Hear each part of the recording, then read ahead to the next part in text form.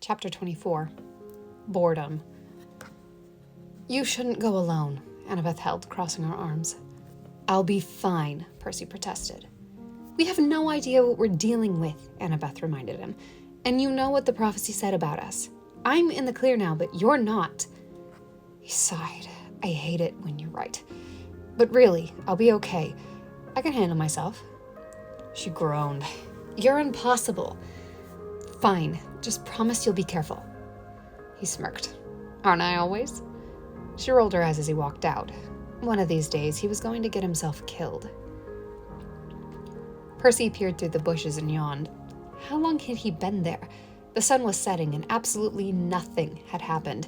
His eyes hurt from staring at the same spot all day, and his muscles hurt from standing in a crouch for hours on end. He didn't dare move for fear of revealing himself, but man, he really had to stand up. Considering the quiet afternoon, he risked straightening himself to his full height and arching his back in a stretch. Something rustled in the bushes to his right. He flinched, grabbing the pen in his back pocket. He gripped Riptide tightly as the leaves moved again. A branch snapped and he uncapped his sword. A stray cat leapt out of the bushes. It leaned back and arched its body down, stretching lazily. It gave a big yawn, its pointed teeth, an arching tongue visible in its gaping mouth. Percy sighed, his shoulders relaxing. He put the cat back on Riptide as he laughed at himself. He must be really jumpy to let a kitten scare him. He crouched down, feeling the strain in his legs, and held out his open hand to the kitty. It licked its paw and rubbed the top of its head, grooming its midnight black fur. Then it noticed the person kneeling in the bushes and looked up, staring at the boy with his big green eyes. Percy could have sworn the cat's fur shifted to a deep navy blue, but it had probably just been a trick of the light. He gently touched the feline's head. At first it seemed to enjoy the attention, then it snapped at him. Its little fangs ripped through the top layer of his skin, gave him a quick hiss before bounding off into the trees.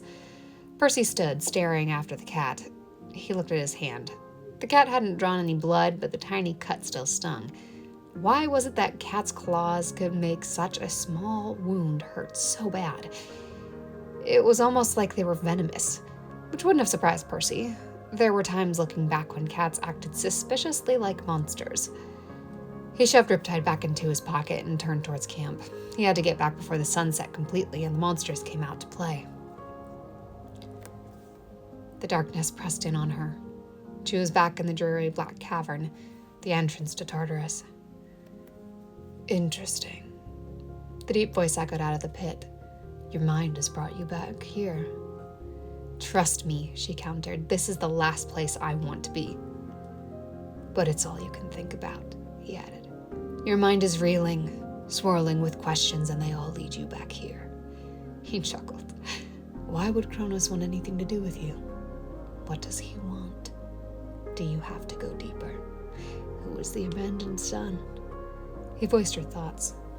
"You're floundering, and the only thing you know for sure is me." "Well, I'm useless to you now, aren't I?" she snapped. "So why are you still bothering with me?" She could hear the smirk in his voice as he replied. "Call it the fates bringing us together." She blanched, her heart leapt into her throat, and her knees felt weak. She knew who she was talking to. And it wasn't Kronos.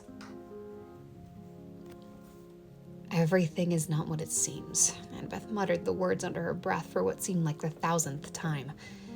It was such a short line, but it carried so much weight. It was something they'd been ignoring this entire time, but what if it was the most important part?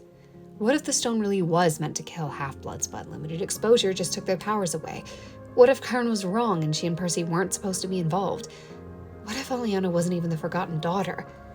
Annabeth groaned in frustration. They could be basing the entire prophecy, their entire plan, on skewed information.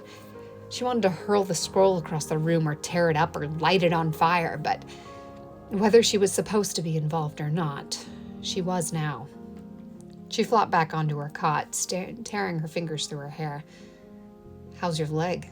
A familiar voice sounded from the doorway. Annabeth sat up and found Percy leaning against the doorframe. "Could be better, could be worse." "How was your lookout?" He walked into the room and sat on the cot beside her. Boring. He drew out the word to emphasize his suffering. She chuckled. So, nothing. He flopped back onto the cot. That would be an affirmative. He dragged his hands down his face. Annabeth rolled her eyes. You just went on a quest to the underworld. I don't know about you, but I could use a little boring right now. He pushed himself onto his elbows and looked at her. Well, that's not exactly an option right now. And if I'm going to have a quest, I'd just as well be in the middle of the action. Why am I not surprised? She shook her head. Because you know me too well, wise girl. He sat all the way back up. Can't argue with that. Seaweed brain.